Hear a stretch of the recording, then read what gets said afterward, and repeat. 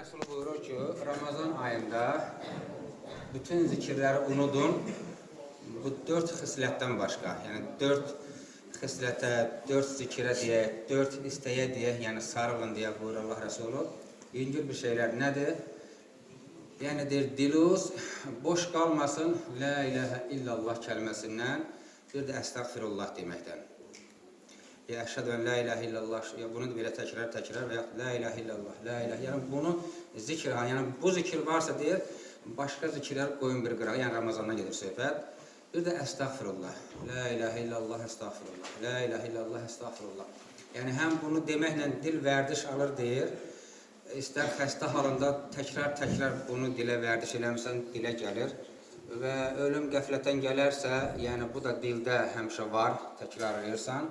Və əstəğfirullahı da təkrar deyirsən, hamımız günahdan xali deyilik, hər dəqiqəmiz günah içindədir. Yəni günahın bağışlanmasına bir kəffarədir. Və üçüncü və dördüncü nədir? Allahım səndən, yəni öz dilimizdə deyək də, cənnəti istəyirəm, 3 dəfə təkrar. Allahım səndən cənnəti istəyirəm, Allahım səndən cənnəti istəyirəm, Allahım səndən cənnəti istəyirəm, Allahım inni əsəlükəl cənnə, yəni belə.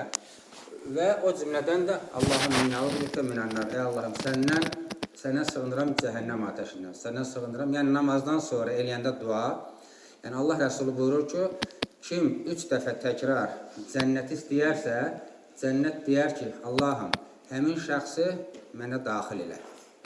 Yəni, bu birbaşa cənnət özü dil açar, Allaha ərz eləyər və həmçinin də cəhənnəmdən Allaha sığınarsansa, cəhənnəmdə Allah Rəsulü buyurur ki, dil açar Allaha ki, Allahım, həmin şəxsi məndən uzaq elə, məndən qoru deyə. Yəni, təsəvvürlə burada, yəni həm bu tərəfdən qazanmış olursan, Allah Rəsulü buyurur ki, Ramazan ayında bu 4 şeyə sarılan başqa şeylər. Təbii ki, başqa şeylər o demək deyil ki, demə məsələn, salavatı gətirmə demək deyil. Amma yəni, ona daha çox önəm ver. La ilahə illallah, əstəğfirullah. Bir Allahım səndən cənnət istəyirəm 3 dəfə demək ən azından. Allahım sənə cəhənnəm ateşindən sığınıram 3 dəfə. Allah hamımızı cənnətə qismət eləsin, cəhənnəmdən qorusun.